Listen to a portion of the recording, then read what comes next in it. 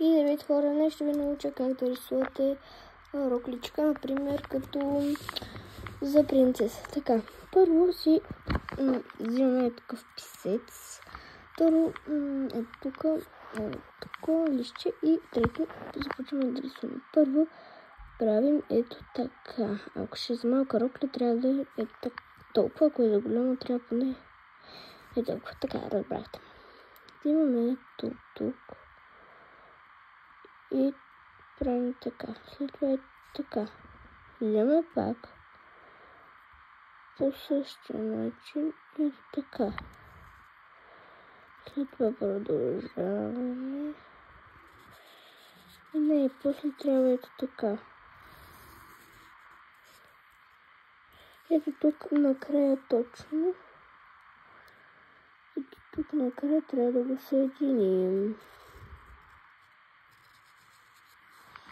Така. След това ето тук продължаваме. Това правим. Съжалявам, че от двора ми котките ми пищат. И аз не знам защо в какъв период ли са, и аз не знам.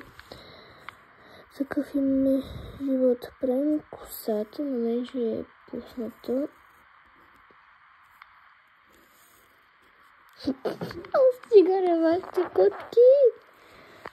Така, правиме едно такова и половина толкова тук. Правим едно следо и едно смивчица. Ето как стана и ръчичките. Ако искате, можете ето тая ръка така да я направите и да нарисувате пръщенца и така. А другата просто да е така. И това беше от мен.